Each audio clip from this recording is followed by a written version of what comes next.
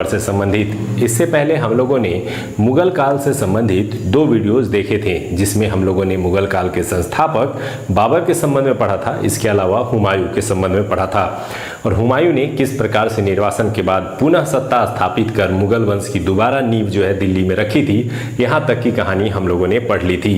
तो अगर आप लोग मिस कर चुके हैं इन वीडियोज़ को तो पहले उन वीडियोज़ को जरूर देख लें। और थोड़ा सा डिले हो गया है, काफ़ी गैप हो गया है इन दोनों वीडियोज़ के बीच में, इसलिए एक बार आप हुमायूं को जरूर रिवीजन कर ले। उसके बाद जब इस वीडियो को देखेंगे तो बहुत ज़्यादा मज़ा आने वाला है। तो आज की वीडियो में हम लोग पढ़ने वाले हैं अकबर के संबंध में, जो कि मध्यकालीन भारतीय इतिहास के सबसे महत्वपूर्ण शासक एवं मुगल वंश के सबसे महत्वपूर्ण शासक के रूप में जाने जाते हैं। तो अकबर के संबंध में पढ़ेंगे, उसमें क्या क्या चीज़ें हैं जो जानने के लिए महत्वपूर्ण है। आइए सबसे पहले उसको देखते हैं। अकबर का शासनकाल जो है वो 1556 से लेकर के 1605 ईस्वी तक का था। लगभग 50 वर्षों तक उसने जो है मुगल सत्ता की जड़ों को जो है मजबूत किया था। इस क्रम में अकबर से संबंधित कुछ परिचय से संबंधित बिंदु है जिसे हम लोग पढ़ेंगे। इसके अलावा उसके प्रारंभिक संघर्ष को पढ़ेंगे और किस प्रकार से वो एक स्थापित राजा के रूप में आता है और कैसे बादशाह बनता है उसको पढ़ेंगे।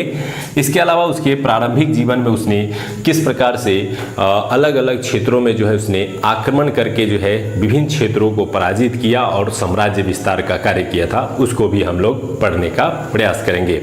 फिर इसके अगले स्टेप में यानी एक वीडियो और आएगा, चूंकि ये बड़ा चैप्टर है। उस वीडियो में हम लोग अकबर के महत्वपूर्ण कार्य जैसे दास प्रथा के समापन, धर्म के क्षेत्र में दीन इलाही धर्म जैसी स्थापना, इसके अलावा कुछ अन्य महत्वपूर्ण कार्य एवं उसके 9 रत्नों से जुड़े हुए और प्रशासन से जुड़े हुए बिंदुओं को देखेंगे। तो चलिए आज के वीडियो में हम लोग अकबर महान के यानी जलालुद्दीन मोहम्मद अकबर के संबंध में पढ़ना प्रारंभ करते हैं। सबसे पहले आप जान लें कि इनका पूरा नाम कभी कभी प्रश्न में पूछता है, तो जलालुद्दीन मोहम्मद अकबर जो है वो अकबर का पूरा नाम था। इसके अलावा इसके परिचय से संबंधित कुछ बिंदु हैं जहां से प्रश्न कई बार पूछे जाते हैं, तो इसलिए इसे ध्यान रखना जरूरी है। अकबर का जन्म कब हुआ था, तो 15 अक्टूबर 1542 ईस्वी को इसका जन्म हुआ था। हुमायूं जब निर्वासित होकर के वो भारत से बाहर के क्षेत्रों में अर्थात पाकिस्तान और अफगानिस्तान के क्षेत्रों में गया था, उसी समय अमरकोट के राजा राणा वीर साल के महल में जो है वो अकबर का जन्म हुआ था। तो यहाँ से भी कई बार प्रश्न पूछे गए हैं, इसलिए इन बिंदुओं को आप जरूर ध्यान में रखेंगे। इसके अलावा अकबर के पिता का नाम तो हुमायूं, इससे आप भली भांति परिचित हैं। अकबर के माता का नाम हमीदा बानो बेगम है, जो कि हुमायूं से संबंधित चैप्टर में भी मैंने बताया था कि उसने जो है अपने भाई के गुरु की पुत्री से विवाह किया था, जो कि एक सिया धर्म समुदाय से संबंधित थी और हमीदा बानो बेगम जो थी उनकी माता थी। अकबर का राज्य अभिषेक 14 फरवरी वैलेंटाइन डे याद रख सकते हैं आप, और 1556 में उसका जो है राज्य अभिषेक हुआ था। 1556 तो आप आसानी से याद रख सकते हैं क्योंकि पानीपत की लड़ाई जो है वो कब हुई थी, तो 1556 में। तो जिस साल पानीपत की लड़ाई हुई थी उसी साल वैलेंटाइन डे के अवसर पर जो है उसका राज्य अभिषेक हुआ था। कहा जा सकता है कि वो 14 वर्ष की आयु में राजा बना था या बनना पड़ा था, दोनों ही बातें कही जा सकती हैं, क्योंकि अचानक उसके पिता की मृत्यु के बाद उसे राज्य अभिषेक करना पड़ा था।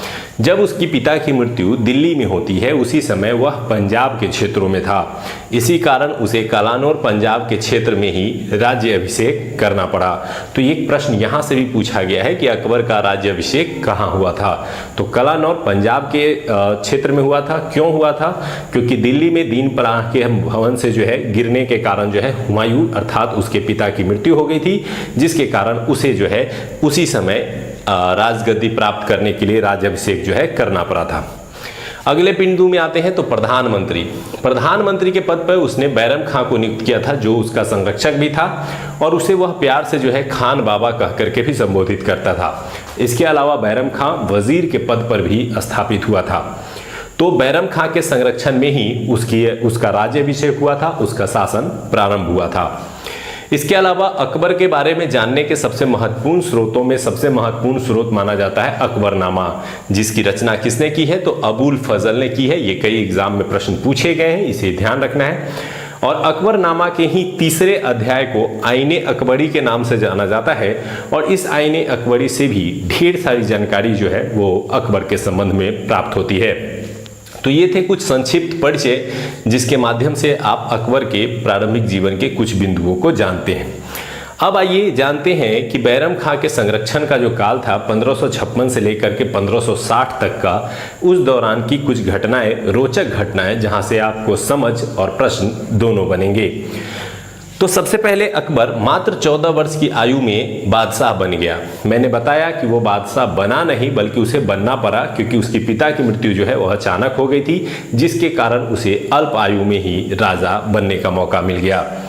अतः वह प्रारंभिक जीवन में ही बैरम खां के नेतृत्व में रह करके जो है वो राजा के रूप में शासन करना शुरू कर देता है, मात्र 14 वर्ष की आयु में।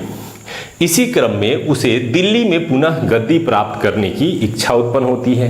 अब दिल्ली की स्थिति क्या थी, इसको थोड़ा समझते हैं। पंजाब के कालानौर क्षेत्र में अकबर जो है वो राजगद्दी प्राप्त करने के लिए खुद को बादशाह घोषित कर देता है।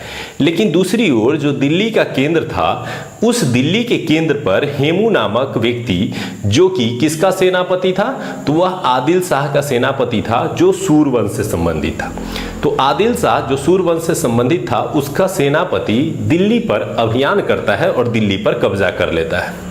और पंजाब के क्षेत्रों में बैठा अकबर इसकी सूचना प्राप्त करता है। नतीजा ये होता है कि अकबर हेमू को पराजित करने के लिए दिल्ली की ओर बढ़ता है और पानीपत के मैदान में दोनों का मुकाबला होता है। इसीलिए इस युद्ध को पानीपत के युद्ध को नाम से जानते हैं। लेकिन आपने बाबर के चैप्टर में पढ़ा था कि बाबर और इब्राहिम लोदी के बीच भी पानीपत के क्षेत्र में ही एक महत्वपूर्ण युद्ध हुआ था। तो उसको पानीपत का प्रथम युद्ध तथा इसको पानीपत का द्वितीय युद्ध कहा जाता है। आइए जानते हैं इसके संबंध में कुछ बिंदुओं को। पानीपत का द्वितीय युद्ध कब हुआ, तो 5 नवंबर 1556। इसकी पृष्ठभूमि को समझते हैं। अकबर जब पंजाब में था तब आदिल शाह, जो सूरवंश का सेनापति कहा जाता था, उसके सेनापति हेमू ने जो है दिल्ली पर आक्रमण किया और दिल्ली पर मुगल वंश का एक सूबेदार था जिसका नाम था तारदी बेग, वो शासन कर रहा था। तारदी बेग को हेमू ने पराजित कर दिया और भागने पर मजबूर कर दिया और तारदी बेग को हरा करके उसने दिल्ली पर अधिकार कर लिया। इस प्रकार से हेमू मध्यकालीन भारत का एकमात्र हिंदू शासक था जिसने दिल्ली पर अधिकार किया था। तो ये एक प्रश्न बनता है कि मध्यकालीन भारतीय इतिहास में एकमात्र हिंदू शासक कौन था जिसने दिल्ली पर अधिकार किया था, तो वो कौन था, हेमू था। और हेमू कौन था, तो यह जो है आदिल शाह का सेनापति था जो सूरवंश से संबंधित था। इसकी भी एक रोचक कहानी है कि हेमू एक नमक व्यापारी था और बहुत ही गरीब परिवार से था, लेकिन उसके कार्यों को देखते हुए सूर के जो वंशज थे, सूरवंश के, उसने उसे अपने दरबार में ले लिया था और बाद में आदिल शाह ने उसके प्रतिभा को देखते हुए उसे सेनापति नियुक्त कर दिया था और उसने लगातार 22 युद्धों में जीत हासिल की थी और हेमू एक प्रतापी सेनापति बनकर के उभरा था। और इसी क्रम में अपनी महत्वाकांक्षाओं को पूरा करते हुए वो दिल्ली पर अभियान करता है और दिल्ली पर सत्ता स्थापित कर देता है। इस प्रकार दिल्ली पर उसने अधिकार कर लिया और इस अवसर पर उसने स्वयं को विक्रमादित्य की उपाधि दी और विक्रमादित्य की उपाधि धारण करने वाला वो भारत का 14वां शासक था। इससे भी 2-3 प्रश्न बन जाते हैं कि किस शासक ने दिल्ली पर अधिकार करने के क्रम में खुद को विक्रमादित्य की उपाधि दी, तो हेमू ने। और वह कौनवां शासक था, तो 14वां, अर्थात इससे पहले भारत के 13 अन्य शासकों ने भी अलग अलग उपलक्ष्यों पर खुद को विक्रमादित्य की उपाधि दी थी। तो इस प्रकार से हेमू वहां शासक बन जाता है।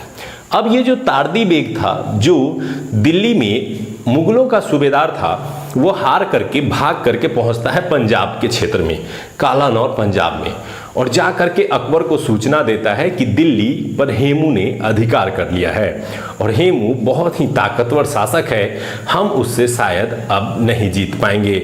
इस क्रम में वह नहीं जीतने की सूचना पाकर अकबर जो है वो थोड़ा सा परेशान भी होता है और गुस्सा भी होता है और इस गुस्से का असर ये होता है कि बैरम खां ने जो है वो तारदी बेग की हत्या कर दी। अब तारदी बेग की हत्या इसलिए कर दी क्योंकि वो नकारात्मक बातें कर रहा था और ये बता रहा था कि दिल्ली पर हम लोग पुनः अधिकार नहीं कर सकते हैं। और इस प्रकार से उसकी हत्या करने के बाद अकबर और बैरम खां दोनों जो है वो दिल्ली की ओर बढ़ते हैं और पानीपत के क्षेत्र में होता है द्वितीय पानीपत का युद्ध। आइए जानते हैं। 5 नवंबर 1556 को युद्ध हुआ। युद्ध में हेमू एक तरफ और दूसरी तरफ अकबर, और अकबर का मूल सेनापति कौन था? बैरम खां, जो नेतृत्व कर रहा था, के बीच में युद्ध छिड़ जाता है। हेमू पूरी तरह से युद्ध में जीत रहा होता है, लेकिन तभी हाथी पर बैठे हेमू को आंख में तीर लग जाती है, और जैसे ही आंख में तीर लगती है, वो हाथी पर जो बना हुआ एक घेरा होता है, उसको बोला जाता है हौदा, उसमें वो गिर जाता है। गिरने के बाद सेना को पता चलता है कि हेमू मारा गया, और सेना में भगदड़ मच जाती है, और हेमू को पकड़ करके जो है अकबर के पास लाया जाता है। अकबर के पास लाया जाता है और बैरम खां उसके सर को काट करके उसे मृत्युदंड देता है, और इस प्रकार से द्वितीय पानीपत के युद्ध में अकबर की जीत हो जाती है और हेमू की हार हो जाती है, और यहाँ से पुनः स्थापित हो जाता है मुगल सत्ता दिल्ली में। अर्थात 1556 में वो एक अवसर आया था जब फिर से लगा कि मुगल सत्ता दिल्ली से बाहर हो जाएगी, लेकिन इस युद्ध में जीत के बाद पुनः दिल्ली में मुगल सत्ता की स्थापना हो जाती है, और अकबर जो कि केवल पंजाब में शासन कर रहा था, वहां से निकलकर आकर अब दिल्ली का बादशाह बन जाता है। तो इस प्रकार से उसने उसका सिर काटा और यहां पर अधिकार कर लिया।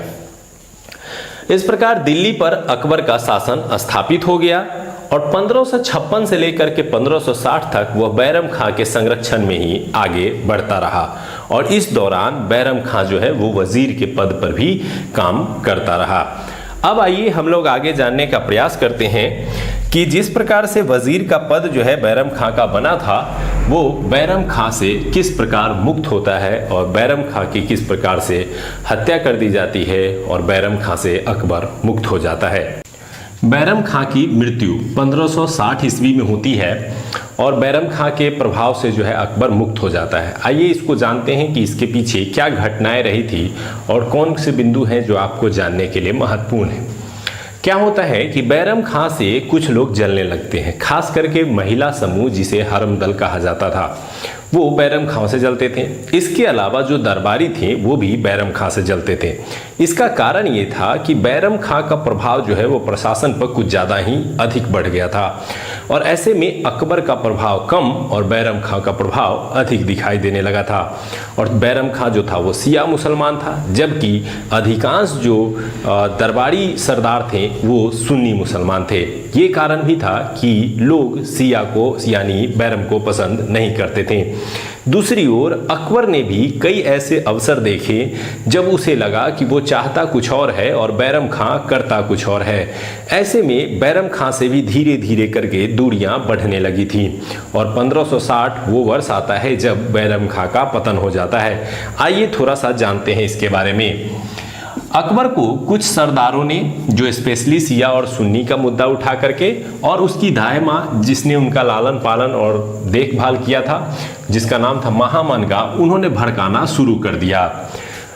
अकबर को भी यह महसूस होने लगा कि हाँ, शायद बैरम खां जो है वो अपने सीमा से अधिक हमारे मामले में हस्तक्षेप करता है, और अब जब मैं 18 साल का हो गया हूँ तो मैं योग्य हूँ अपने प्रशासन को चलाने के लिए, और अब मुझे बैरम खां की सहायता की आवश्यकता नहीं है। ऐसी स्थिति में अकबर ने बैरम खां को बाहर ही संदेश भिजवाया कि तुम मक्का चले जाओ। ये वैसी परिस्थिति में थी जब बैरम खां जो है वो अपने राज्य दरबार से बाहर निकल करके एक अभियान पे गया था। डायरेक्ट वहाँ पे उसे सूचना दी गई कि आप मक्का के लिए निकल जाइए, आपको दरबार में आने की आवश्यकता नहीं है।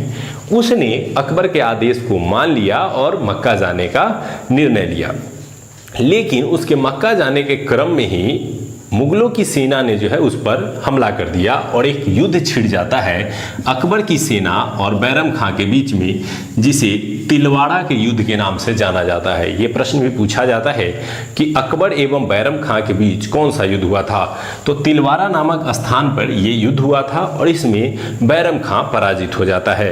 बैरम खां को पकड़ा जाता है, और बैरम खां को अकबर चूंकि जानता है कि वह मेरे संरक्षक रहे हैं और उसने मेरी बहुत सारी सहायता की है, इसलिए उसे 3 ऑप्शन दिए जाते हैं। बैरम खां को पराजित होने के बाद 3 विकल्प दिए गए।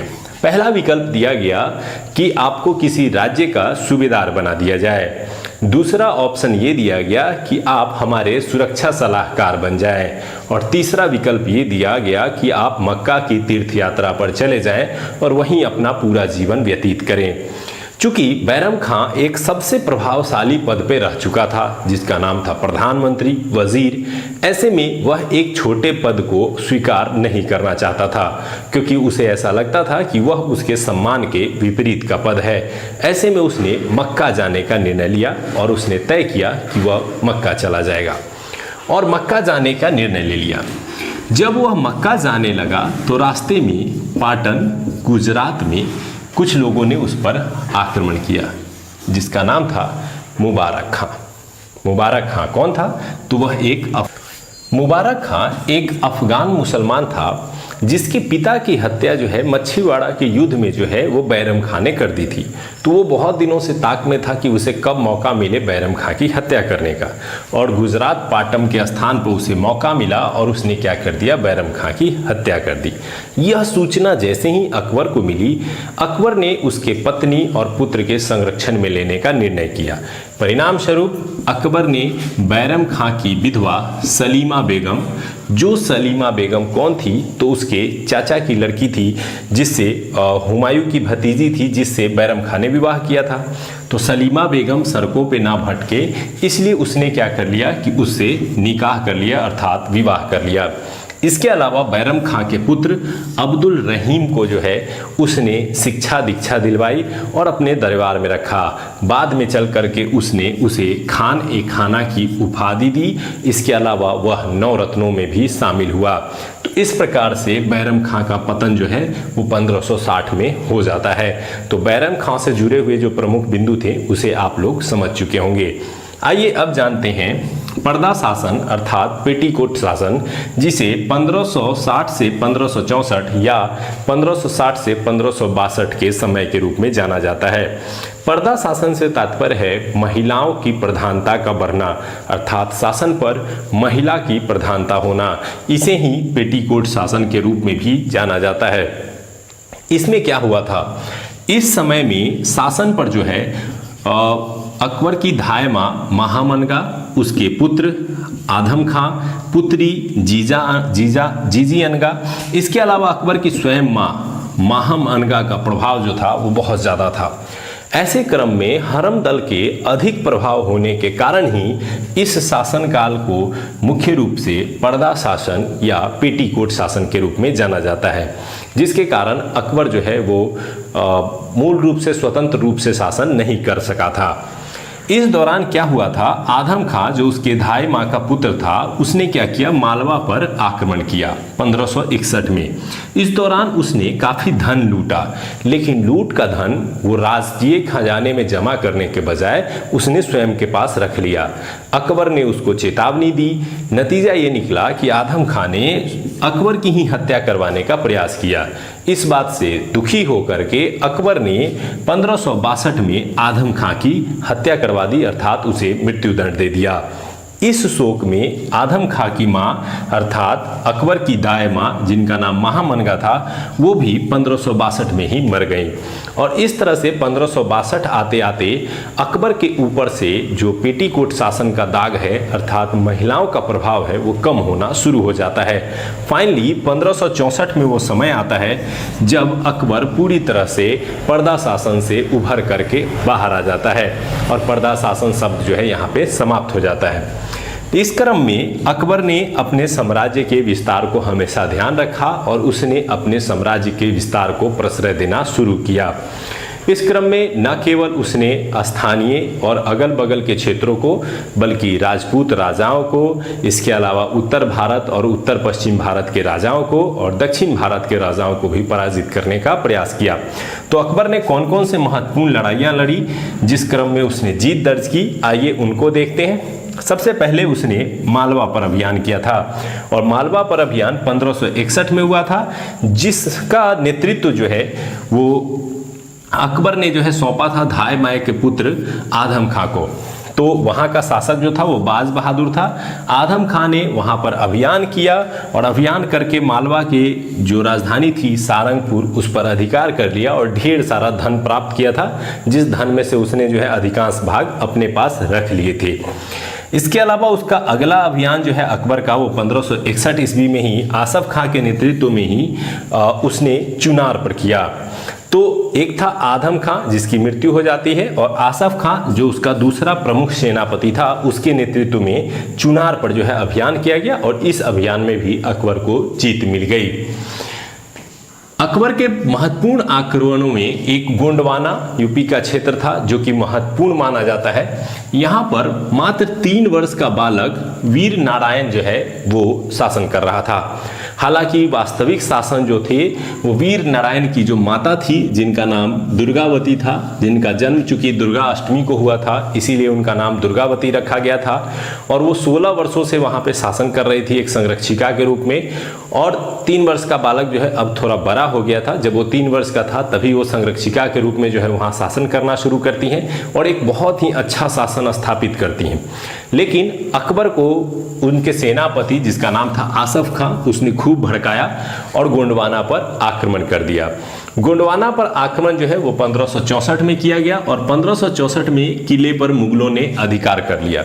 अधिकार की दुर्गावती काफ़ी वीरता के साथ लड़ी, लेकिन लड़ते लड़ते जब उन्होंने देखा कि युद्ध में जो है मुगलों की जीत हो जाएगी और वो घायल हो गई थी, तब उन्होंने अपने सेनापति को कहा कि मेरी हत्या कर दो ताकि मैं एक शहीद के रूप में मरूं। लेकिन सेनापति ने ये करने से मना कर दिया, तो उन्होंने खुद अपने सीने में तलवार मारी और फिर वो प्राण त्याग दी उन्होंने युद्ध भूमि में। तो रानी दुर्गावती की कहानी जो है वो काफ़ी इंस्पायरिंग मानी जाती है इतिहास के पॉइंट ऑफ व्यू से। तो गोंडवाना क्षेत्र पर भी मुगलों का अधिकार हो गया। अब बात करते हैं राजस्थान के राजपूत राज्यों के बारे में। चूंकि राजपूतों के साथ जो है वो एक अलग तरह का संबंध जो है वो अकबर के शासनकाल में देखने को मिलता है। अकबर ने राजपूतों पर 3 तरह से अधिकार किए। पहला एक ऐसा संबंध था जिसे वैवाहिक संबंध के रूप में जानते हैं कि अकबर ने राजपूत राजाओं के यहाँ विवाह किया जिससे संधिपूर्ण संबंध बन गए। दूसरा, जहां विवाह तो नहीं किया लेकिन वहां के राजपूत राजाओं ने स्वेच्छा से अधीनता स्वीकार कर ली और राजपूतों ने अकबर की अधीनता मान ली। और तीसरा, वे राजपूत शासक थे जहां पर अकबर ने युद्ध लड़े और युद्ध के बाद उन्हें पराजित करके अपने साम्राज्य में मिला लिया। और इस तरह से अधिकांश राजपूत राज्यों को जो है अकबर ने अपने साम्राज्य में मिला लिया। इसका मूल कारण ये था कि अकबर को पता था कि भारत जैसे विशाल साम्राज्य पर शासन करने के लिए यह आवश्यक है कि सबसे बड़ी गंभीर चुनौती राजपूतों को अपने अधीन किया जा सके, क्योंकि उन्हें बिना अधीन किए पूरे भारत पर साम्राज्य स्थापित करना काफी कठिन था। इस क्रम में सबसे पहले अकबर ने आमेर क्षेत्र जयपुर में 1562 ईस्वी में जो है यात्रा की और इसी क्रम में वहां के राजा भारमल, जिसे बिहारी मल के नाम से भी जाना जाता है, उसने क्या किया कि स्वेच्छा से अकबर की अधीनता स्वीकार कर ली और अपनी पुत्री जिसका नाम था हरकाबाई, जिसे जोधाबाई के नाम से भी जाना जाता है, उसने विवाह करना जो है वो स्वीकार कर लिया। और इस तरह से विवाह जो है वो हो जाता है किसका? भारमल की पुत्री हरकाबाई का जो है वो अकबर के साथ। यहाँ पर एक प्रश्न बनता है, चूंकि जोधाबाई इतिहास में नहीं बल्कि कहानियों में काफ़ी प्रचलित रहा है, ऐसे उनका वास्तविक नाम जो था वो हरकाबाई के नाम से ही या हरखाबाई के नाम से जो है वो काफ़ी प्रचलित रही है।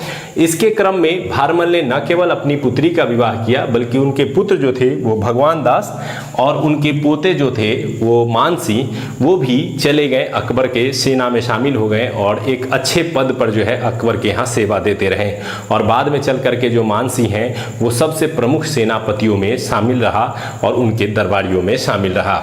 इस तरह से आमेर से वैवाहिक संबंध, यानी सबसे पहले वैवाहिक संबंध जो है वो कछवाहा राजाओं ने स्थापित किए जो जयपुर के रहने वाले थे।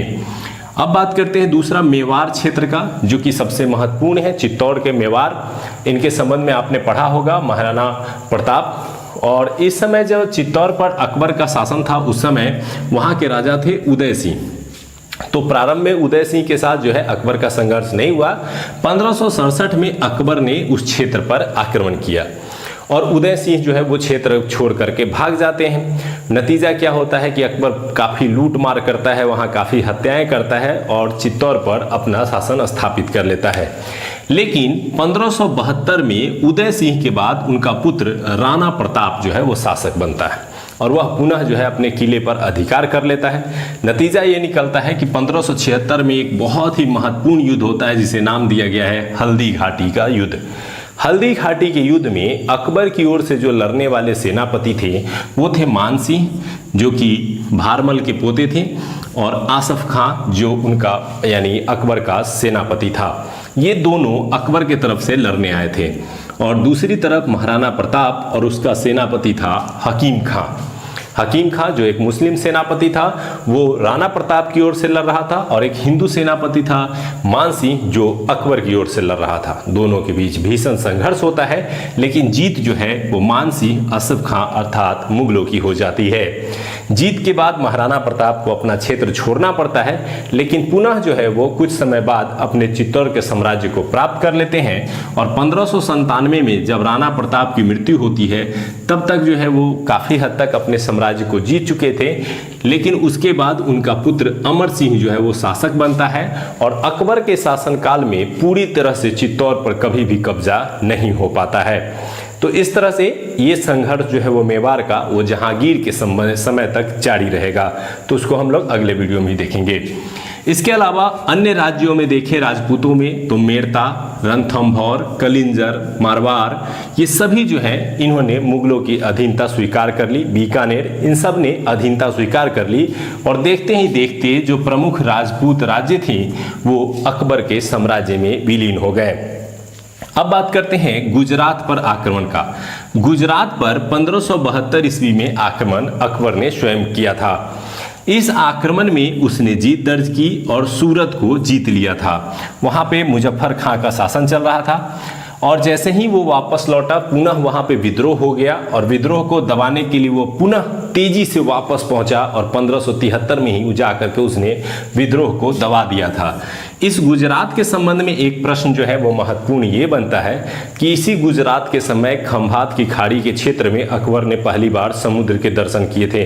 और प्रश्न पूछा भी जाता है कि अकबर ने समुद्र को कब देखा था, तो इसी 1572 में गुजरात विजय के क्रम में उसने देखा था। इसके अलावा वो पुर्तगालियों यानी यूरोपियन से भी मिला था। इसी क्रम में 1574 और 76 के क्रम में बिहार में दाऊद खां किरानी नाम का एक व्यक्ति था, जिसने अपने साम्राज्य को विस्तारित करने का निर्णय लिया या विस्तार कर रहा था। उसे मजा चखाने के लिए जो है अकबर ने जो है मुनीम खां को भेजा, और अकबर स्वयं आया और आक्रमण करके जो है उसने दाऊद खां को भगाया और बिहार और बंगाल के क्षेत्र पर अधिकार कर लिया। इसके अलावा वह उत्तर पश्चिम भारत के क्षेत्र, जो वर्तमान में पाकिस्तान अफगानिस्तान का क्षेत्र है, उस क्षेत्र में काबुल, कश्मीर, सिंध, उड़ीसा, बलूचिस्तान, कंधार आदि पर भी अभियान चला करके उसने जीत लिया। उड़ीसा जो है वो आप यहाँ जानते हैं पूर्वी भारत का एक पार्ट है, तो वहाँ पर भी उसने जीत दर्ज कर ली। तो इस तरह से देखते ही देखते अकबर ने अपने क्रमिक वर्षों में कई महत्वपूर्ण लड़ाइयाँ लड़ी, और सभी लड़ाइयों में जीत दर्ज करके उसने अपने साम्राज्य का विस्तार करना शुरू कर दिया। अंतिम समय में जब देखेंगे तो उसने दक्षिण भारत को भी जीतने का प्रयास किया। आइए देखते हैं दक्षिण भारत में उसके अभियान। दक्षिण भारत में खानदेश, दौलताबाद और अहमदनगर और असीरगढ़ को उसने जो है जीता था। इस क्रम में सबसे पहले उसने खानदेश को जीता, लेकिन जो अहमदनगर था वो सबसे महत्वपूर्ण था, क्योंकि उसे दक्षिण भारत में एक प्रवेश द्वार के रूप में जाना जाता है। यहाँ का नेतृत्व चांद बीबी कर रही थी। इसे उन्होंने पराजित किया और इस क्षेत्र को जीत लिया। और असीरगढ़ जो दक्षिण भारत में था, जहां पर 1601 में उसने आक्रमण किया था, ये अकबर का अंतिम युद्ध साबित होता है। और असीरगढ़ काफ़ी धनाढ़ क्षेत्र था, कहा जाता है कि उसके किले की चाबियां तक जो है वो सोने की बनी हुई होती थी। तो उसने अंतिम लड़ाई 1601 में दक्षिण भारत के असीरगढ़ पे की, जो कि प्रश्न पूछता है कि अकबर की अंतिम लड़ाई जो है या अंतिम आक्रमण जो है वो किसके विरुद्ध हुआ था, तो असीरगढ़ के विरुद्ध हुआ था। और उसने असीरगढ़ पर जो है जीत दर्ज की, और इस प्रकार से वो दक्षिण भारत के अधिकांश भागों पर जीतने में सफल रहा। फाइनली 1601 तक वो लड़ाई में व्यस्त रहा, लेकिन अपने अंतिम दिनों में पुत्र के विद्रोह के कारण जो है वो थोड़ा दुखी हो जाता है, और उसकी मृत्यु जो है वो 1605 में अक्टूबर में हो जाती है। और उसकी मृत्यु के बाद उसे आगरा के पास सिकंदरा में जो है वो दफना दिया जाता है। तो ये कुछ महत्वपूर्ण बिंदु थे उसके आक्रमण से लेकर के, और वो अंतिम दिनों में 1605 में उसे आगरा के सिकंदरा में जो है दफना दिया जाता है। इसके अलावा बात कर ले तो अकबर से संबंधित 2-3 बिंदु है जिसे आप ध्यान रख सकते हैं। वह एक अनपढ़ शासक के रूप में जाना जाता है, लेकिन सबसे योग्य शासकों में भी शामिल किया जाता है। उसे संगीत के क्षेत्र में नगाड़ा बजाना जो है वो काफ़ी पसंद था और नगाड़ा से संबंधित प्रश्न भी पूछे गए हैं। तो ये थे 1556 का ईस्वी आप याद रख सकते हैं उसके राज्य अभिषेक को लेकर के। 1560 4 वर्षों तक 1556 से लेकर के 60 तक वो क्या किया था, बैरम खां के संरक्षण में रहा था, जिसे वो खान बाबा या खानम बाबा कह करके संबोधित करता था। तो वो खान बाबा के संरक्षण में जो है वो 4 साल रहा था और 1560 में फिर जो है उसके खान बाबा की हत्या जो है हो जाती है, एक अफगान के द्वारा उसकी मृत्यु हो जाती है। तो इस प्रकार से बैरम खां का पतन या बैरम खां की मृत्यु कब होती है, तो 1560 ईस्वी में।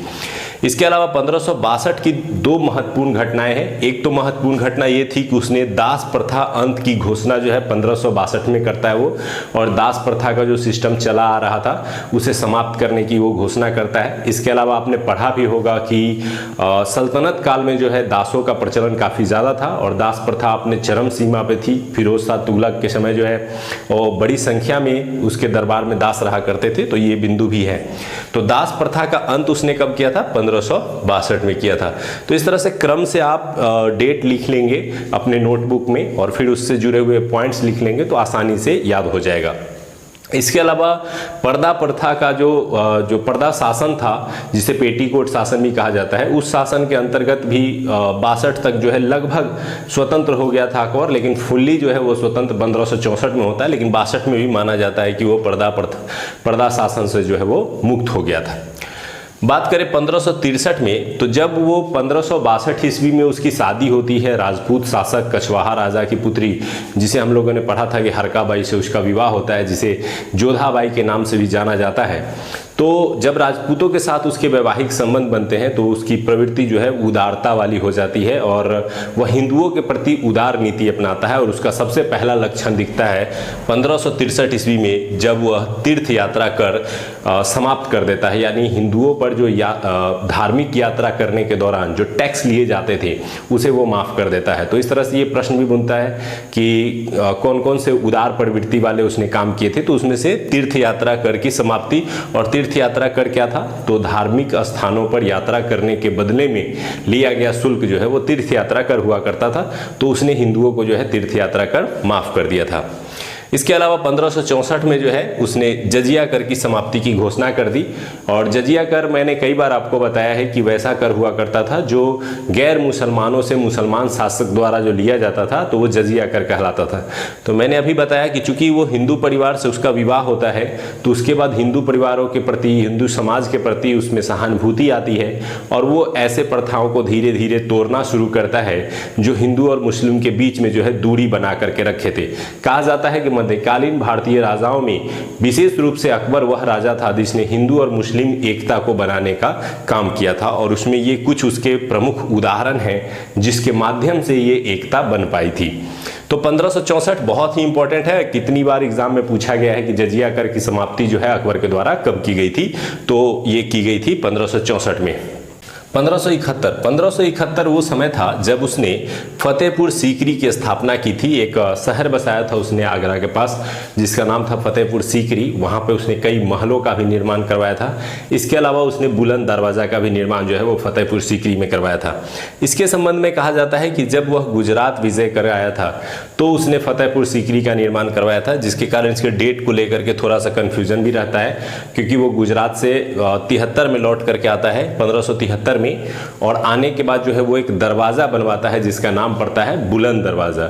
वो वास्तव में एक विक्ट्री कह सकते हैं विक्ट्री गेट के रूप में था कि जब वो जीत करके आता है तो अपने विक्ट्री को दिखाने के लिए जो है वो एक बुलंद दरवाज़ा का निर्माण करवाता है। कब करवाता है? 1573 में, जब वो गुजरात से जीत करके आता है 1572-73 के युद्ध में। तो उसके बाद उसने बुलंद दरवाज़ा का निर्माण करवाया, और बुलंद दरवाज़ा के ही बाद क्या था? फतेहपुर सीकरी। और फतेहपुर सीकरी की नींव जो है वो 1571 में रखता है, लेकिन वो पूरा होकर के तैयार होने में उसे समय लग जाता है। तो इस प्रकार से फतेहपुर सीकरी को उसने जो है स्थापना की और बाद में चल करके उसे अपनी राजधानी भी बना लेता है। तो दिल्ली से आगरा, आगरा से जो है वो फतेहपुर सीकरी राजधानी लेकर के चला जाता है।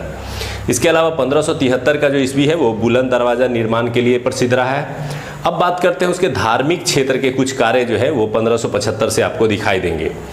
चूंकि उसकी धार्मिक रुचि बहुत ज़्यादा थी। पिछले वीडियोस में मैंने बताया था आपको कि वो पढ़ा लिखा नहीं था, और अंगूठा छाप अगर कहा जाए कि कौन सा शासक था मध्यकालीन भारतीय इतिहास में, तो वो दिखाई देता है कौन? अकबर। तो उसको धार्मिक चीज़ों के ज्ञान लेने की बहुत जागरूकता होती थी। तो उसने क्या किया, फतेहपुर सीकरी में एक इबादत खाना का निर्माण करवाया। इबादत खाना क्या था? तो एक ऐसा भवन था जिसमें इस्लाम धर्म के विभिन्न गुरु आते थे और किसी विषय पर जो है विचार विमर्श करते थे, डिस्कस करते थे और वाद विवाद करते थे, और फाइनल कंक्लूजन निकाल करके राजा को बताते थे। तो वो वाद विवाद में बैठा करते थे और धार्मिक चीज़ों के ज्ञान को लेने का प्रयास करते थे। उसके संबंध में जो जानकारी मिलती थी तो वो सीखने का प्रयास करते थे। इस क्रम में आपको याद क्या रखना है कि 1575 में जब इबादत खाना की स्थापना होती है तो इसमें केवल मुस्लिम जो धर्म गुरु थे उन्हें ही प्रवेश करने की परमिशन मिली थी। तो इस तरह से वो केवल इस्लाम धर्म के बारे में जान पा रहा था। लेकिन चूंकि वो हिंदू धर्म से उसकी नज़दीकता बढ़ गई थी, नतीजा ये हुआ कि 1578 में उसने अपने इबादत खाने को सभी धर्मों के लिए खोल दिया। तो यहाँ से एक प्रश्न बनता है, कब उसने स्थापना की और कब उसने जो है सभी धर्मों के लिए खोल दिया? तो 1578 में उसने जो है इसे सभी धर्मों के लिए खोल दिया था। अब 1578 में क्या हुआ कि वहाँ पर इस्लाम धर्म के गुरु भी आने लगे, हिंदू धर्म से जुड़े हुए गुरु आने लगे, ईसाई धर्म से जुड़े हुए गुरु आने लगे, जैन धर्म से जुड़े हुए जिन सिंह सूरी, हरिविजय सूरी जैसे गुरु जो है वो आने लगे, और वो सभी बैठ करके किसी बिंदु पर जो है वाद विवाद करते थे और अपने अपने मत रखते थे जो अलग अलग धर्मों के अनुसार है। अब क्या हुआ, अगर ये डिस्कशन होता है तो स्वाभाविक है कि सभी धर्म जो है अपने धर्म को श्रेष्ठ दिखाने का प्रयास करेंगे। तो कई बार अकबर कंफ्यूज हो जाता था कि हम किस धर्म के मूल बिंदु को माने, किस धर्म की विशेषताएं अधिक हैं, वो समझ नहीं पा रहा था। तो उसने एक नया तरकीब निकाला और एक नई चीज़ की घोषणा की जस्ट उसके अगले साल 1579। इसमें क्या किया उसने? महजर की घोषणा। कहीं कहीं आपको बुक में ये मजहर लिखा हुआ दिखाई देगा, लेकिन आपको याद रखना है महजर की घोषणा उसने की। और महजर की घोषणा कब करता है? 1579 ईस्वी में। इसमें क्या होता है कि राजा को धार्मिक अधिकार मिल गए। जहां तक पहले धर्म गुरुओं को यह अधिकार था कि वो किसी बिंदु की धार्मिक व्याख्या कर सके, लेकिन महजर की घोषणा के बाद राजा को यह अधिकार हो जाता है कि वह किसी बिंदु के धार्मिक पक्ष को बता सके।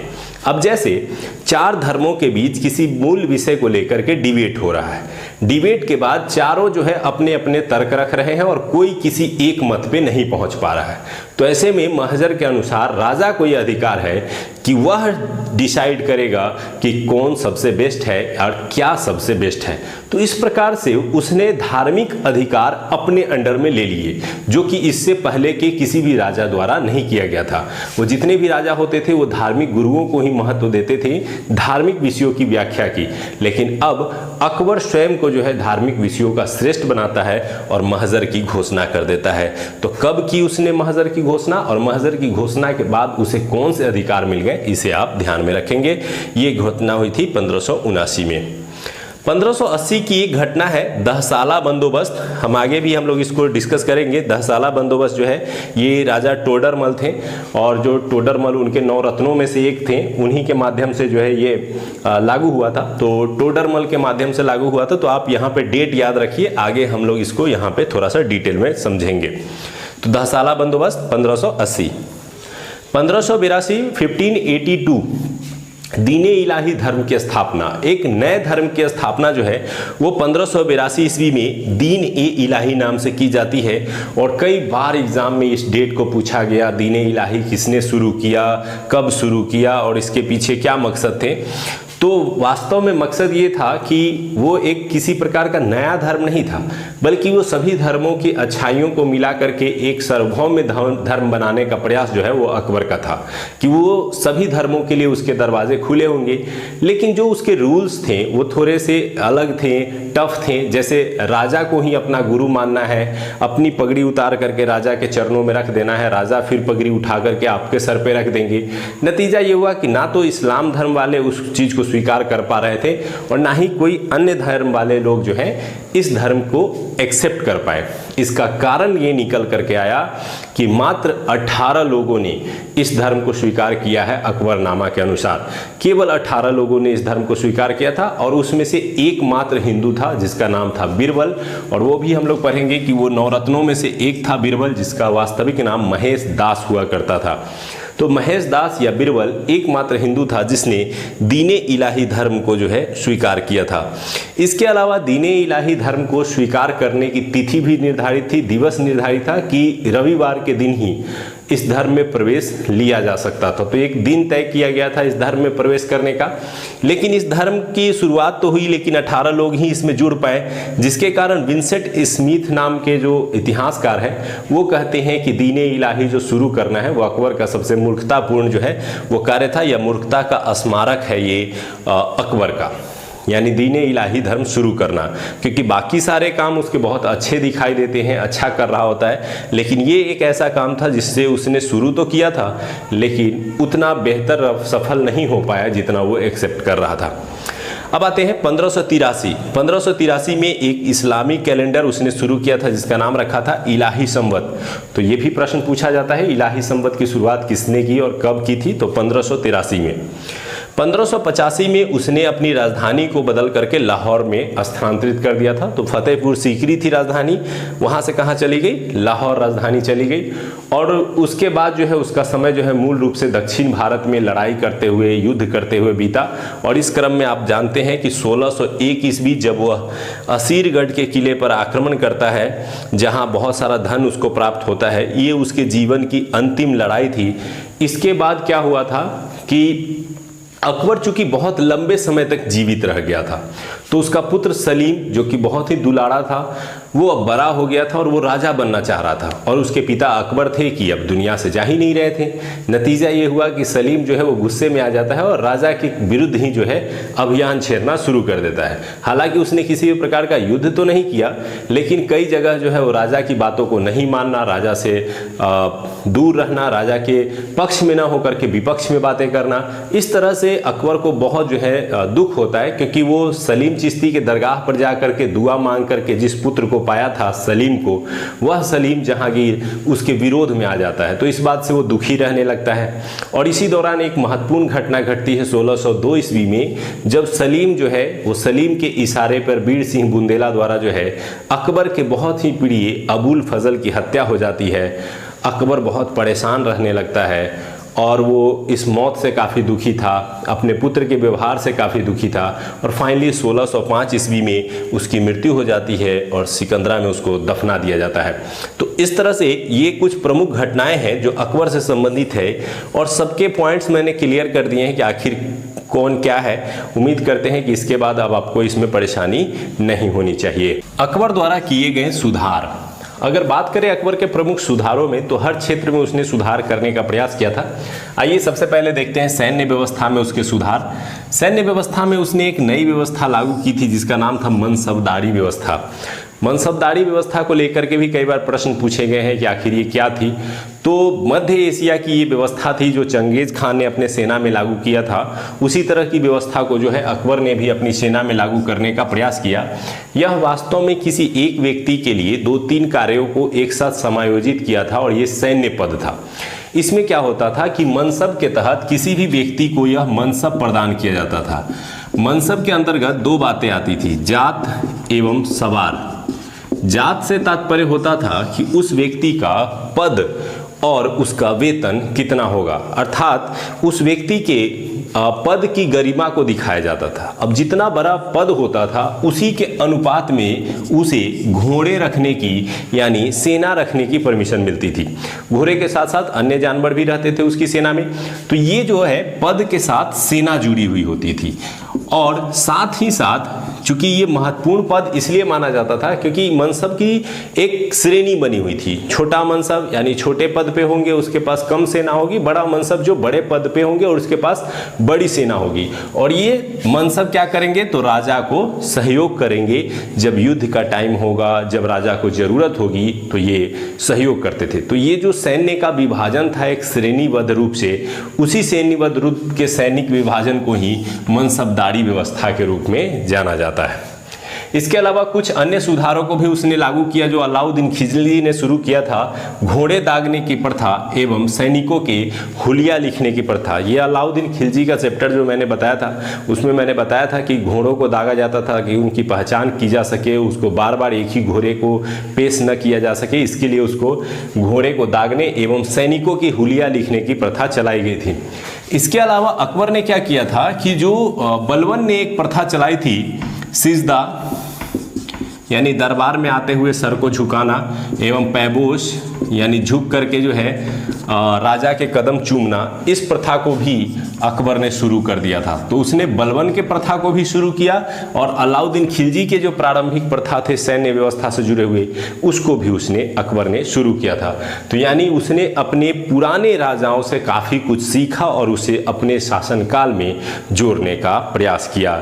अच्छा राजा या अच्छा शासक वही होता है जो अपने बीते हुए इतिहास से काफ़ी कुछ सीखता है, और वास्तव में इतिहास पढ़ने का मतलब भी यही होता है कि हम अपनी बीती हुई घटनाओं से पढ़ करके कुछ चीज़ें सीखें, ना केवल उसे जाने, बिल्कुल उनसे कुछ ज्ञान मिलने के बाद उनसे हमें कुछ सीखने का अनुभव प्राप्त हो।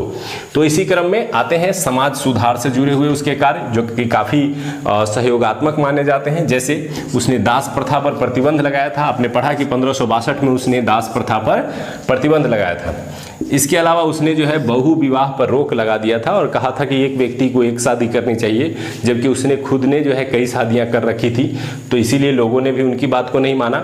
और बहु विवाह के पर रोक लगाने के साथ साथ उसने कहा था कि अगर एक व्यक्ति दूसरी शादी तभी करे जब पहली पत्नी बच्चा जन्म देने में असक्षम हो। इसके अलावा उसने विधवा विवाह को प्रोत्साहन दिया और उसने खुद जो है बैरम खां की विधवा से विवाह किया था। हालांकि वह जो है उसकी बहन लगती थी, चचेरी बहन, लेकिन उसने उससे विवाह किया था, तो उसने विधवा विवाह को जो है प्रोत्साहन देने का भी प्रयास किया।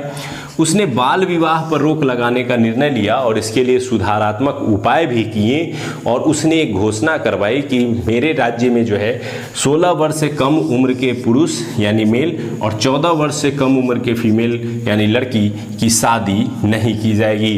तो इस तरह से उसने एक न्यूनतम सीमा तय की थी 16 वर्ष और 14 वर्ष, जो कि आज बढ़ करके 21 और 18 वर्ष हो गए हैं। तो ये जो सिस्टम शुरू किया गया था ये पहली बार देखने को मिला कि अकबर ने इस तरह के सुधार को प्रयास में लाया था। इसके अलावा उसने सती प्रथा पर भी प्रतिबंध लगाने की घोषणा कर दी गई थी और जो राजपूतों में छोटे बच्चों की हत्या यानी बच्चियों की हत्या जो जन्म के साथ कर दी जाती थी, जिसे बाल हत्या कहा जाता है, उस पर भी उसने रोक लगाने की घोषणा की थी।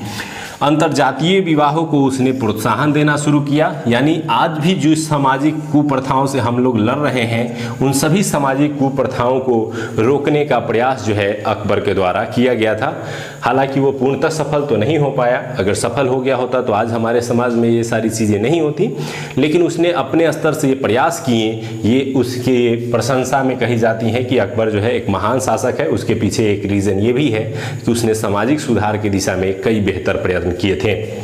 बात करें तो समाज में वैश्यालय होते थे, तो उसने देखा कि वैश्यालय का असर जो है वो समाज पर गलत पड़ता है, इसलिए उसने क्या किया, वैश्यालयों को समाज से बाहर दूर क्षेत्रों में खोलने का निर्णय दिया और उस इलाके का नाम रखवाया शैतानपुरी, ताकि वहाँ अच्छे लोग या जो समझदार लोग हैं वो वहाँ न जाए। इसलिए उसने जो है शैतानपुरी नाम से जो है वैश्यालयों को नगर एवं समाज से दूर स्थापित करने का निर्देश दिया था।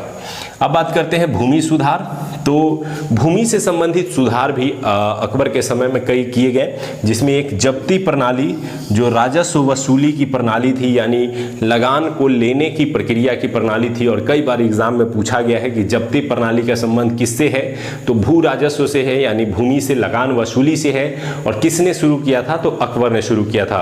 प्रारंभ में उसने जो शुरू किया उसका नाम था जब्ती प्रणाली, लेकिन बाद में उसने एक टोडरमल व्यवस्था, जिसे हम लोग 10 साला बंदोबस्त के नाम से भी जानते हैं, इसे टोडरमली या टोडरमल व्यवस्था के नाम से भी जाना जाता है, जो कि हम लोगों ने पढ़ा भी था कि यहाँ पर 1580 में जो है 10 साला बंदोबस्त लाया गया था।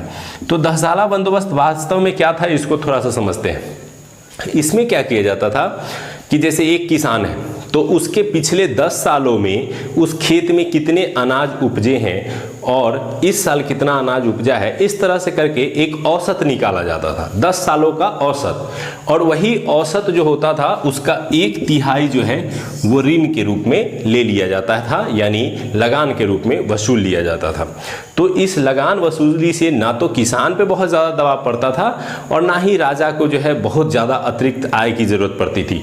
तो यानी दोनों के लिए यह बेहतर व्यवस्था थी। किसानों की भी समस्या सुनी जाती थी कि हाँ, एक उचित मात्रा में लगान लिया जा सके, और यही चीज़ अंग्रेज़ों ने नहीं किया था, जिसके कारण भारतीय व्यवस्था जो है वो बर्बाद हो गई थी। तो इस प्रकार से 10 साला बंदोबस्त जो है वो 10 सालों के व्यवस्था को देखते हुए लगान निर्धारण की व्यवस्था थी, इसीलिए इसका नाम पड़ गया था 10 साला बंदोबस्त। तो उम्मीद करते हैं कि आपने सैन्य सुधार, समाज सुधार और भूमि सुधार से संबंधित बिंदुओं को ध्यान से समझा होगा। अब आते हैं अकबर के प्रमुख निर्माण। अकबर जो है एक निर्माता के तौर पे भी जाना जाता है, क्योंकि उसने स्थापत्य कला के क्षेत्र में जहां निर्माण को बहुत प्रोत्साहित किया, वहीं चित्रकला के क्षेत्र में, संगीत कला के क्षेत्र में भी उसके इंटरेस्ट रहे हैं, जो कि आप देखेंगे। आइए देखते हैं उसके प्रमुख निर्माण। तो आगरा का लाल किला ये बहुत ही महत्वपूर्ण है, क्योंकि आप पढ़ते होंगे मुख्य रूप से दिल्ली का लाल किला। तो दिल्ली का लाल किला जो है वो शाहजहां के द्वारा बनवाया गया था, जबकि आगरा का लाल किला पूछा जाएगा तो वो अकबर के द्वारा बनवाया गया था। और इस क्वेश्चन में काफ़ी कन्फ्यूज़न क्रिएट किया जाता है ताकि गलत किया जा सके आंसर, और जो इतने बारीक क्लोज होते हैं उन्हीं आंसरों में मार्क्स थोड़े से 19-20 होने से जो है वो रैंक ऊपर नीचे हो जाते हैं। तो इसलिए ध्यान रखना है इसको थोड़ा सा। इसके अलावा उसने इलाहाबाद का किला भी बनवाया था और लाहौर का किला बनवाया था। तो 3 प्रमुख किले आपको याद रखने हैं।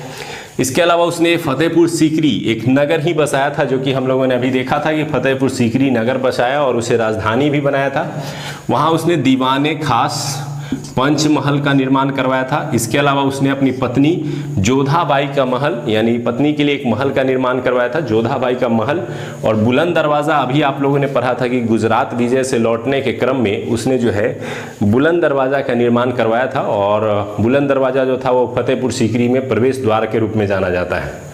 इसके अलावा उसने अपने पिता के मकबरे का निर्माण करवाया था। तो दिल्ली में हुमायूं का मकबरा जो है वो किसके द्वारा बनवाया गया था? तो अकबर के द्वारा बनवाया गया था। तो ये प्रमुख निर्माण है जिसे आपको याद रखना है। उम्मीद करते हैं याद हो गया होगा। फिर से एक बार रिपीट करते हैं। आगरा का लाल किला हो गया, लाहौर का किला हो गया, इलाहाबाद का किला हो गया, फतेहपुर सीकरी शहर बसाया, इसके अलावा दीवाने आम, पंचमहल, जोधाबाई का महल, बुलंद दरवाज़ा और दिल्ली में हुमायूं का मकबरा जो है ये अकबर के द्वारा बनाया गया था। बात करें चित्रकला में, तो चित्रकला की रुचि जो है वो अकबर के समय से ही शुरुआत लेती है, जो जहांगीर के चाल में जाकर के काफ़ी विस्तृत हो जाती है। यहाँ से भी प्रश्न पूछे गए हैं और पीसीएस और आईएएस दोनों ही स्तर पर प्रश्न पूछे गए हैं। बात करें तो अब्दुल समद, दशवंत एवं बसावन, ये 3 ऐसे चित्रकार थे जो अकबर के दरबार में रहा करते थे और प्रमुखतः चित्रकारी के लिए काफ़ी प्रचलित थे। तो अब्दुल समद, दशवंत एवं बसावन अकबर के दरबार के प्रमुख चित्रकार थे। बात करें संगीत की, तो संगीत में वह खुद रुचि लेता था, और मैंने बताया भी है कि नगारा ये प्रमुख वाद्य यंत्र था जिसको वह खुद बजाया करता था, और नगारा बजाने में वो अपने आप को निपुण मानता था। इसके अलावा तानसेन जो उसके दरबारी जो है संगीतज्ञ थे, ये भी प्रश्न पूछता है कि अकबर के दरबारी संगीतज्ञ कौन थे? तानसेन, जो कि 9 रत्नों में भी शामिल हैं, उसको भी हम लोग देखेंगे। इसके अलावा बैजू बाबरा, बाज बहादुर, बाबा रामदास आदि भी अकबर के समकालीन ही म्यूजिशियन थे या संगीतज्ञ थे, जो अकबर के समय से ही जुड़े हुए थे। तो यहाँ से भी प्रश्न कई बार पूछा जाता है कि बैजू बाबरा किसके समकालीन थे? तो अकबर के समकालीन थे। तो उम्मीद करते हैं कि ये सारे पॉइंट्स जो है आपको याद हो गए होंगे। अब आते हैं अकबर के 9 रत्नों के संबंध में थोड़ा सा देखते हैं। 9 विशेष व्यक्ति जो अलग अलग कला में निपुण थे वो अकबर के दरबार में रहते थे, उन्हें 9 रत्न कह के संबोधित किया जाता है। तो इसमें से जो महत्वपूर्ण है, जिनसे प्रश्न पूछे जाते हैं, वो 9 के नाम यहाँ पे दिए गए हैं, और कुछ बिंदु हैं जहाँ से प्रश्न पूछे जाते हैं, तो उन बिंदुओं को देखेंगे। सबसे पहले देखते हैं बीरबल को, जो कि एक महत्वपूर्ण बुद्धिजीवी व्यक्ति था, जो कि अकबर के दरबार में शामिल था।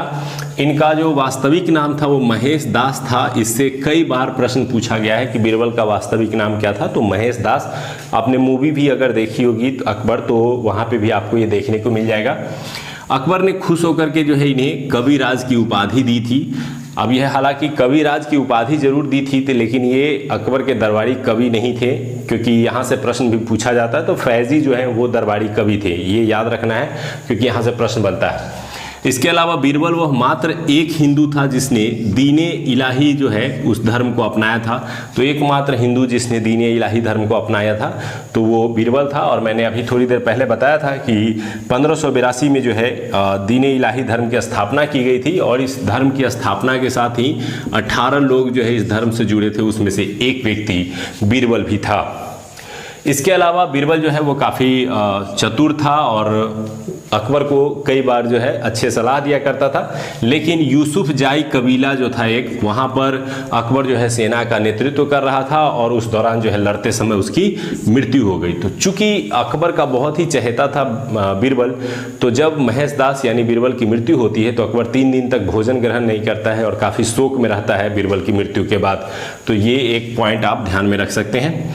आइए उसके बाद जानते हैं तानसेन के बारे में। तानसेन जो है वो एक संगीतज्ञ के रूप में काफ़ी चर्चित थे और ये दरबारी संगीतज्ञ के रूप में जाने जाते हैं। इनका नाम जो था वो राम तनु पांडे था। तो ये भी याद रखिएगा कि तानसेन का वास्तविक नाम क्या था। जैसे बीरबल का महेश दास, उसी प्रकार से नवरत्नों में तानसेन का जो नाम था वो राम तनु पांडे था। इनके गुरु का नाम हरिदास था।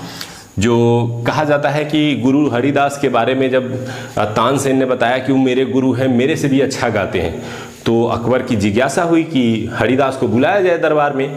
लेकिन बार बार हरिदास को निमंत्रण भेजा गया और हरिदास ने जो है दरबार में जाने से मना कर दिया। तो फिर अकबर को स्वयं जो है उनके पास पहुंचना पड़ा और हरिदास ने कहा कि नहीं, मैं केवल अपने ईश्वर के लिए जो है वो भजन गाता हूँ, आपके लिए नहीं। तो ये घटना भी एक रोचक घटना के रूप में जानी जाती है। इसके अलावा तानसेन को जब लाया गया था दरबार में, उससे पहले जो है वो ग्वालियर के रीवा राज्य के रामचंद्र राजा थे। उन्हीं राजा के दरबार में जो है वो रह करके गाया करते थे। बाद में जो है अकबर की विजय के बाद जो है वो उसे सौंप दिया गया और फिर बाद में वो आजीवन जो है तानसेन जो है वो अकबर के दरबार में रहे। और कहा जाता है कि बाद में वो काफ़ी प्रभावित हुए अकबर के व्यवहार से, इस्लाम धर्म से, और उसने इस्लाम धर्म को बाद में स्वीकार भी कर लिया था। उनके गाने को सुन करके जो है अकबर ने कंठाभरणवासी विलास की उपाधि धारण की, यानी उसको उपाधि दी गई। तो इस तरह से एक प्रश्न यहाँ से भी बनता है।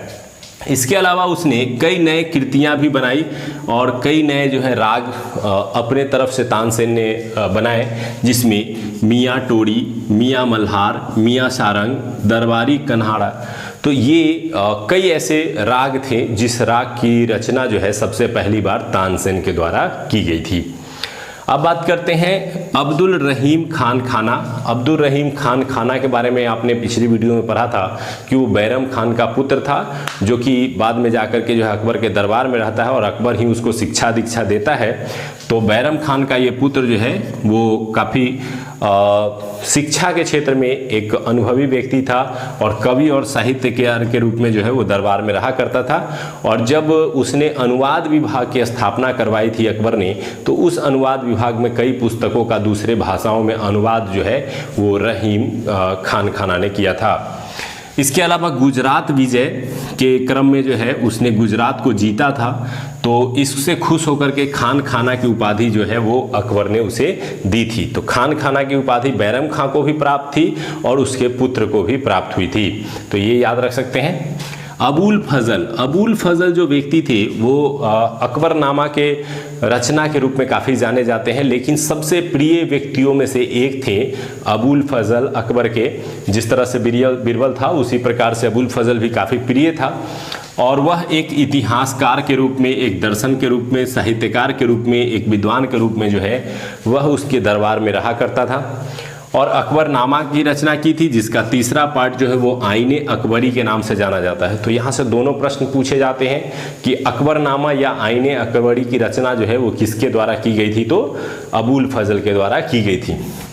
और जब अकबर से जो है उसका पुत्र जो है सलीम रुष्ट हो जाता है, तो ऐसे में वो सलाह लेना चाहता है अबुल फजल से, और सलीम को ऐसा लगता है कि अबुल फजल जो है उसके पिता को भड़काते हैं उसके खिलाफ।